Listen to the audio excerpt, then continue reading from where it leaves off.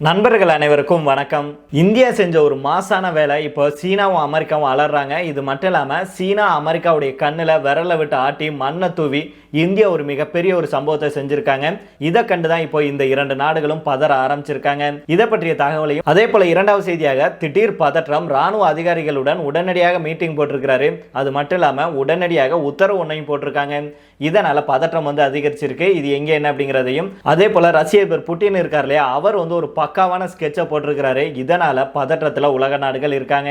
இதை பத்தி நாம் இந்த வீடியோல தெரிஞ்சுக்கலாம். அதே போல பற்றி எரியுது பாகிஸ்தான்ல இப்போ ஒரு மிகப்பெரிய தாக்குதல் சம்பவம் நடந்திருக்கு. இதை பத்தி லேட்டஸ்டான தகவலையும் தெரிஞ்சுக்கலாம்.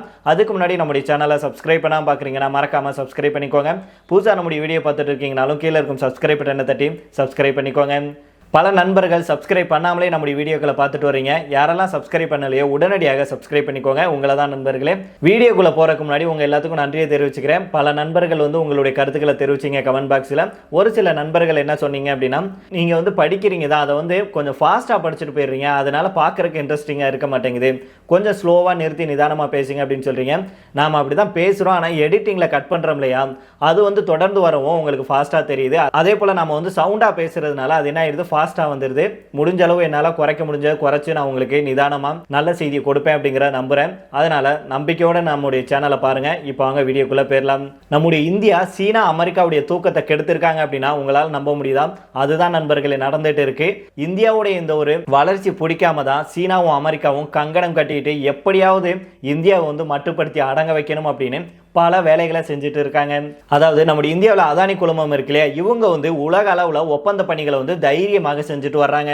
குறிப்பாக ஹைபா துறைமுகத்தில் பார்த்தீங்கன்னா சீனாவை தோற்கடிச்சிருக்காங்க, கொழும்பு துறைமுகத்தில் சீனாவை தோற்கடிச்சிருக்காங்க, எகிப்தில் சீனாவை தோற்கடிச்சிருக்காங்க.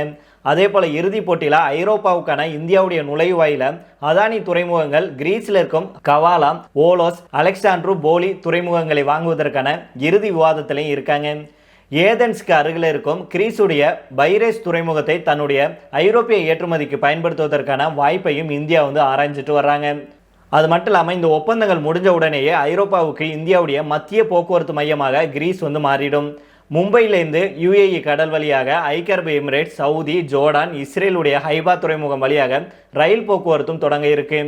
ஹைபாவிலிருந்து கடல் வழியாக கிரீஸுக்கு கப்பல் போக்குவரத்து தொடங்க இருக்கு. கிரீஸ், ஐரோப்பா, யுரேஷியா இடையே போக்குவரத்தை இணைக்க பேச்சுவார்த்தைகளும் நடந்துட்டு வருது. இது மட்டும் இல்லாமல் சீனாவுடைய OBOR, அதாவது ஒன் பெல்ட் ஒன் ரோடு அப்படின்னு இருக்கு இல்லையா, அதாவது பெல்ட் அண்ட் ரோடு இனிஷியேட்டிவ் இருக்கு இல்லையா, இந்த திட்டத்துக்கு எதிராக நம்முடைய பிரதமர் திரு மோடி அவர்களால் கடந்த 9 ஆண்டுகளில் திட்டமிடப்பட்ட வர்த்தக பாதை பணிகள் பல ஆண்டுகளாக நடந்துட்டு வருது. இது இறுதி கட்டத்தை எட்டியிருக்கு அப்படின்னு சொல்லப்படுது. மேலும் இந்த பாதையுடைய பணிகள் நிறைவடைஞ்சிருச்சு அப்படின்னா லாஜிஸ்டிக்ஸ் செலவுகளில் இந்தியாவுடைய சேமிப்பு அதிகரித்து ஏற்றுமதிக்கு பெரும் ஊக்கம் கிடைக்கும். சீனாவை எதிர்கொள்ள இந்தியா சார்பாக அதானி அவர்கள் மிக முக்கிய பங்காற்றுகிறாரு. இதனால தான் சீனா எப்படியாவது அதானியை வீழ்த்த வேண்டும் அப்படின்னு பல்வேறு வகைகளில் காய் நகர்த்திட்டு வருது. அதே போல சீனாவுக்கு சலைச்சவன் அமெரிக்காவும் இல்லை. அமெரிக்காக்காரர் என்ன பண்ணியிருக்கிறான்னா, இந்தியாவுடைய வர்த்தக வளர்ச்சியை தடுக்கணும் அப்படிங்கிறக்காக அதுக்கு ஒரே வழி அதானி தான், அவரை முடக்கணும் அப்படின்னும் அவரை முடக்கிறதுக்கான திட்டத்தை போட்டுட்டு தான் வருது. அதுதான் சமீப நாட்களாக நீங்க பார்த்துருப்பீங்க. எப்படியாவது அதானி அவர்களை நம்ம முடக்கிட்டோம்னா இந்தியாவுடைய வளர்ச்சி அப்படியே அடி வாங்கிரும். அதுக்கப்புறமா இந்தியா நம்ம கிட்ட தான் கையேந்திட்டு இருப்பாங்க. அது சீனா கிட்ட போனாலும் சரி, நம்ம கிட்ட வந்தாலும் சரி, ஆனா இந்தியாவை வளர விடக்கூடாது அப்படின்னு ஒவ்வொரு நாடும் சீனாவும் அமெரிக்காவும் மாறி மாறி இந்தியாவை மேலோங்கி வர விடாம அடிக்கணும் அப்படின்னு பாக்குறாங்க. ஆனா ஒவ்வொரு முறையும் இந்தியாவை அடிக்கும் போது இந்தியா விழுந்து விழுந்து வீழ்வேன் என்று நினைத்தாய் அப்படின்னு ஒவ்வொரு முறையும் திருப்பி அடிச்சுட்டு வர்றாங்க. இரண்டு நாடுகளுக்கும் சரியான பதிலடியை தான் கொடுத்துட்டு வர்றாங்க. இந்த வகையில வழக்கம் போல அதானி அவர்கள் இந்த தடைகளை எல்லாம் தகர்த்து மீண்டு வெளியே வருவார் அப்படின்னு சொல்லப்படுது. இது மட்டும் இல்லாமல் இந்தியா சார்பாக நம்முடைய சார்பாக பல வல்லுநர்கள் என்ன கருத்துக்கள் தெரிவிக்கிறாங்க அப்படின்னா, இந்தியா கடந்த சில வருடங்களில், அதாவது குறிப்பாக பிரதமர் மோடி அவர்கள் பதவியேற்றதுக்கு அப்புறம் இந்தியாவுடைய வளர்ச்சி இப்போ உலக அளவில் ஒப்பிடும்போது மிகப்பெரிய ஒரு அசுர வளர்ச்சியாக இருக்கு. மற்ற நாடுகள் எல்லாம் கொரோனா காலத்திலையும் சரி, ரஷ்ய உக்ரைன் போர்லையும் சரி, இஸ்ரேல் ஹமாஸ் இடையே நடந்த போர்களையும் சரி மிகப்பெரிய அளவில் அடி வாங்கினாங்க. ஆனால் இந்தியா இந்த போரையும் இந்த மாதிரியான இக்கட்டான சூழ்நிலையை பயன்படுத்தி கொண்டு ஒரு மிகப்பெரிய ஒரு வளர்ச்சி பாதையில் போயிட்டு இருக்காங்க. இப்படி இருக்கும்போது உலக வல்லரசாக இருக்கும் அமெரிக்காவும் சீனாவும் இந்தியாவுடைய வளர்ச்சியை கண்டு வியந்து போய் பொறாமைப்பட்டு இப்படியே விட்டா நம்மளை தூக்கி சாப்பிடுவாங்க அப்படின்னு சொல்லி இந்தியாவுக்கு ஏதாவது ஒரு கடிவாளம் போடணும் அப்படின்னு அப்படியே தேடிட்டு இருக்காங்க. அதாவது இந்தியாவை மட்டுப்படுத்தி அடக்கணும் அப்படின்னா என்ன மாதிரியான விஷயத்திலலாம் அடிக்கலாம் அப்படின்னு அவங்க வந்து அப்படியே 24 மணி நேரமும் தூக்கத்தை தொலைச்சிட்டு அலைகிறாங்க அப்படின்னு சொல்லப்படுது. ஆனா இந்தியா வந்து எதுக்கும் அசராம எதுக்கும் வந்து அடிப்பணியாம தைரியமாக துணிந்து அமெரிக்காவையும் சீனாவையும் எதிர்கொண்டுட்டு வர்றாங்க. இதனுடைய வெளிப்பாடாக தான் சமீப காலமாக நடந்துட்டு வருது. சீனா ஒரு பக்கம் இப்போ இந்தியாவை எதிர்த்து அடிச்சு தூக்கி போடலாம் அப்படின்னு நினைச்சிச்சு. ஆனால் முடியலை அப்படின்னோடனே இந்தியா கூட சமரசமாக போயிடலாம் அப்படின்னு ஆரம்பிச்சிட்டாங்க. ஜோ பைடன் அவர்கள் வந்து அவர் அதிபராக இருக்கிறது வரைக்கும் கொஞ்சம் அப்படியே இந்தியாவை வந்து மட்டுப்படுத்தினாலும் இந்தியா திருப்பி அடிக்கும் போது இல்லை அப்படின்னு வந்து ஒட்டி உறவாடினாரு. ஆனால் இதுக்கப்புறம் நம்ம வந்து அதிபர் பதவியில் இருக்க முடியாது, இனிமே இந்தியா நமக்கு எதுக்கு, எக்கேடு கெட்டு போனா என்ன அப்படின்னு இந்தியாவுக்கு எதிராக என்னெல்லாம் பண்ணணுமோ அதெல்லாம் பண்ணி அவர் வந்து கடைசி காலத்தில் தன்னுடைய பேரை இந்தியாவுக்கு எதிராக எடுத்துட்டு போறாரு. இதனால அமெரிக்காவுடைய உறவு ட்ரம்ப் அவர்கள் வர்றது வரைக்கும் கண்டிப்பாக கொஞ்சம் காரசாரமாக தான் இருக்கும் அப்படின்னு சொல்லப்படுது. ட்ரம்ப் அவர்கள் இனிமே வரும்போது என்ன மாதிரியான முடிவை எடுக்க போறாரு, இந்தியாவுக்கும் சாதகமாக இருக்குமா இல்லையா அப்படிங்கிறத பொறுத்து பார்ப்போம்.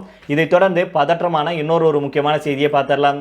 யுக்ரைன் ரஷ்யா இடையிலான பதற்றம் வந்து நாளுக்கு நாள் அதிகரிச்சுட்டு தான் இருக்கு. இது எப்ப வேண்டுமானாலும் உலக போராக வெடிக்கும் அப்படின்னு அஞ்சப்படுது. இந்த நிலையில தான் ஒராஷனிக் ஏவுகணைகளுடைய உற்பத்தியை புட்டின் அவர்கள் அதிகரிக்கிறதுக்கு உத்தரவிட்டிருக்கிறாரு. 2 நாடுகளுக்கும் இடையே பதற்றம் அதிகரிச்சுட்டு இருக்கும் நிலையில இது முக்கியமானதாக பார்க்கப்படுது. கடந்த சில வாரங்களில் ரஷ்ய உக்ரைன் போர் வந்து தலைகளாக மாறிடுச்சு. கிட்டத்தட்ட உலக போரே தொடங்கும் அளவுக்கு தீவிரமானதாக மாறியிருக்கு. ஒரு பக்கம் நீண்ட தூரம் சென்று தாக்கும் தங்கள் ஏவுகணைகளை பயன்படுத்த யுக்ரைனுக்கு மேற்குலக நாடுகள் வந்து அனுமதி அளித்தாங்க. இந்த ஏவுகணைகளை யுக்ரைன் பயன்படுத்திய நிலையில அதற்கு பதிலடியாக ரஷ்யா அதிநவீன கண்டம் விட்டு கண்டம் செல்லும் ஏவுகணைகள் மூலம் தாக்குதல் நடத்துச்சு. இதற்கிடையில தான் இந்த தாக்குதல் நடந்து சில நாட்கள்ல ரஷ்ய அதிபர் புட்டின் மற்றொரு உத்தரவை பிறப்பிச்சிருக்கிறாரு. அதாவது ஹைப்பர்சோனிக் ஒரோஷனிக் பாலிஸ்டிக் ஏவுகணையுடைய உற்பத்தி அதிகரிக்க புட்டின் அவர்கள் உத்தரவிட்டிருக்கிறாரு. அதாவது யுக்ரைன் மோதலுக்கு நடுவே புட்டின் அவர்கள் இராணுவத்துடைய உயர் அதிகாரிகள் இருக்காங்களே இவங்களை சந்தித்து ஆலோசனையை நடத்தியிருக்கிறாரு. பாதுகாப்பு அமைச்சர் உள்பட ஏவுகணையை உருவாக்கும் பொறுப்பில் உள்ளவர்களுடன் புட்டின் அவர்கள் இந்த ஆலோசனையை நடத்தியிருக்கிறாரு. அந்த நாட்டு ஊடகத்தில் வந்து செய்திகள் வந்து வெளியிட்டிருக்காங்க. இந்த ஆலோசனை கூட்டத்தில் வந்து ஹைப்பர்சோனிக் ஒரோஷனிக் பாலிஸ்டிக் ஏவுகணை சோதனைகளை ரஷ்யா வந்து அதிகரிக்கும் அப்படின்னும் வரும் காலங்களில் இந்த ஏவுகணைகளை கூடுதலாக உற்பத்தி செய்ய வேண்டும் அப்படின்னு புட்டின் அவர்கள் சொல்லியிருக்கிறார் அப்படின்னும் அவங்க சொல்லியிருக்காங்க. மேலும் அந்த கூட்டத்தில் புட்டின் அவர்கள் என்ன சொல்லியிருக்கிறார்னா, ரஷ்யா எதிர்கொள்ளும் பாதுகாப்பு அச்சுறுத்தல்களின் நிலைமை மற்றும் தன்மையை பொறுத்து இந்த சோதனைகளை நாங்கள் தொடர்ந்து மேற்கொள்வோம். போர்க்காலங்களில் எப்படி இருக்கும் அப்படிங்கிற குறித்தும் ஆலோசிக்கும் வகையில் சோதனை நடத்த இருக்கிறோம். இது ரஷ்ய உக்ரைன் போரில் மிக முக்கியமானதாக பார்க்கப்படுது அப்படின்னு அவர் சொல்லியிருக்கிறாரு. மேக் 10 அப்படின்னு அழைக்கப்படும் இந்த அதிநவீன ஏவுகணை ஒளியை காட்டிலும் சுமார் 10 மடங்கு வேகமாக பயணிக்கும் திறன் கொண்டதாகும். இந்த ஏவுகணைகளுடைய தயாரிப்பை அதிகரிக்கிறதுக்கு உத்தரவிட்ட புட்டின் அவர்கள் இது போன்ற மேலும் சில ஏவுகணைகளை உருவாக்கி வருவதாகவும் புட்டின் அவர்கள் தெரிவிச்சிருக்கிறாரு. மேலும் அவர் என்ன சொல்றாருன்னா, நாம வந்து இதன் உற்பத்தி அதிகரிக்க வேண்டும், அதுவும் உடனடியாக. நேற்று சோதனை செய்யப்பட்ட ஆயுதம் அப்படிங்கிறது ரஷ்யாவுடைய பிராந்திய ஒருமைப்பாடு மற்றும் இறையாண்மைக்கு வந்து உத்தரவாதம் அளிப்பதாக இருக்கு அப்படின்னு அவர் சொல்லியிருக்கிறாரு. மேலும் இது போன்ற ஏவுகணை தொழில்நுட்பத்தை உலகில் வேற எந்த ஒரு நாடும் வச்சிருக்கல. வரும் காலத்தில் அவங்க இது போன்ற ஏவுகணைகளை வந்து உருவாக்கலாம். அது 6 மாதங்களில் நடக்கலாம் அல்லது 1 வருஷத்தில் நடக்கலாம். ஆனால் நம்ம கிட்ட இப்போதே இருக்கு அப்படின்னு சொல்லியிருக்கிறாரு. அமெரிக்கா மற்றும் பிரிட்டன் நாடுகள் தங்கள் ஏவுகணைகளை பயன்படுத்த யுக்ரைனுக்கு அனுமதி கொடுத்துள்ள நிலையில தான் அதற்கு பதிலடியாக ரஷ்யா வந்து இந்த ஒரோஷனிக் ஏவுகணை வந்து பயன்படுத்தியதாக புட்டின் அவர்கள் சொல்லியிருக்கிறாரு. இதோட மட்டும் மனுஷன் நிற்கல, இன்னொரு பக்காவான ஒரு ஸ்கெட்ச் ஒன்று போட்டிருக்கிறாரு. அதாவது யாரெல்லாம் யுக்ரைனுக்கு வந்து உதவுறீங்களோ அவங்க மேலே தாக்குதல் நடத்தப்படும் அப்படின்னு புட்டின் அவர்கள் ஏற்கனவே எச்சரிக்கை விடுத்திருந்தாரு. இந்த நிலையில தான் பிரிட்டன் உள்ளிட்ட நாடுகள் மேலே ரஷ்யா வந்து சைபர் தாக்குதல் நடத்த உள்ளதாக தகவல் வெளியாயிருக்கு. யுக்ரைனுக்கு எதிரான போரில் பல்வேறு நாடுகளை ரஷ்யா பகைத்து இருக்கு. இந்த நிலையில தான் யுக்ரைனுக்கு ஆயுதங்கள் கொடுத்து உதவும் பிரிட்டன் உள்ளிட்ட நாடுகள் மேலே சைபர் தாக்குதல் நடத்த ரஷ்யா வந்து ஆயத்தமாயிட்டு வருவதாக சொல்லப்படுது. இதனால பதற்றத்தில் வந்து உலக நாடுகள் இருக்காங்க. ரஷ்ய அதிபர் புட்டின் அவர்கள் அடுத்தடுத்து பக்காவான ஸ்கெட்சை போட்டு இப்படி தாக்குதல் நடத்துறதுக்கு திட்டமிட்டு இருக்கிறாரு. பிரிட்டன் மேலே சைபர் அட்டாக் நடத்தினார்னா அவ்வளோதான். இப்படியே தொடர்ந்துச்சு அப்படின்னா கண்டிப்பாக இது ஒரு மிகப்பெரிய போராக உருவெடுக்கும் அப்படின்னு பலரும் வந்து அலற ஆரம்பிச்சிருக்காங்க. அதனால புட்டின் அவர்களுடைய இந்த திட்டம் வந்து எந்த அளவுக்கு சாத்தியமாக இருக்கும் அப்படிங்கிறத பொறுத்திருந்து பார்ப்போம். அவர் என்ன மாதிரியான தாக்குதல் எல்லாம் வரும் காலங்களில் நடத்த போறார் அப்படிங்கிறதையும் பொறுத்திருந்து பார்ப்போம். இப்போ இதை தொடர்ந்து பாகிஸ்தான் சம்பந்தமாக பார்த்தோம் அப்படின்னா, பாகிஸ்தானுடைய வடக்கில் ஷியா மற்றும் சன்னி முஸ்லிம்களுக்கு இடையே வந்து ஏற்பட்ட வன்முறை மோதல்னால 300க்கும் மேற்பட்ட குடும்பங்கள் வந்து தங்கள் வீடுகளை விட்டு வெளியேற வேண்டிய கட்டாயம் வந்து ஏற்பட்டிருக்கு.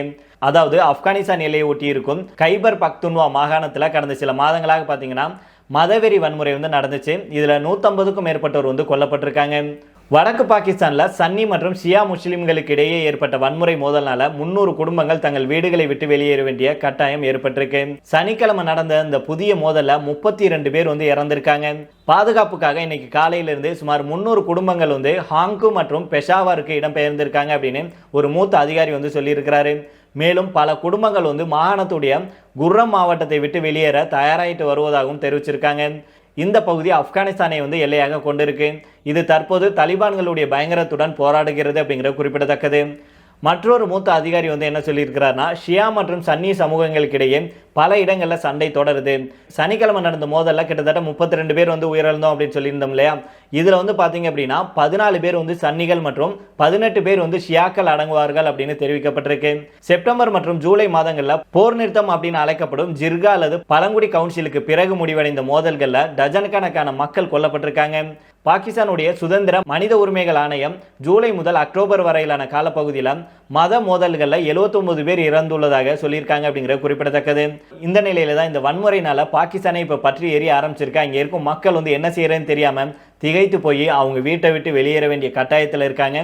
இப்படி பாகிஸ்தானையே புரட்டி போட்டிருக்கும் இந்த சம்பவங்கள் மேலும் பாகிஸ்தானுடைய பொருளாதாரத்தை மிகப்பெரிய அளவில் வீழ்ச்சி அடைய வைக்கும் அப்படின்னே சொல்லப்படுது.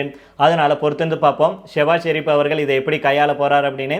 இப்போ இதோட நம்ம இந்த வீடியோ முடித்துக் கொள்ளலாம். இதை பற்றி உங்களுடைய கருத்துக்களையும் கீழே உள்ள கமெண்ட் பாக்ஸில் சொல்லுங்க. மீண்டும் நாளை வேற ஒரு செய்திகளுடன் உங்களை சந்திக்கிறேன். நன்றி, வணக்கம்.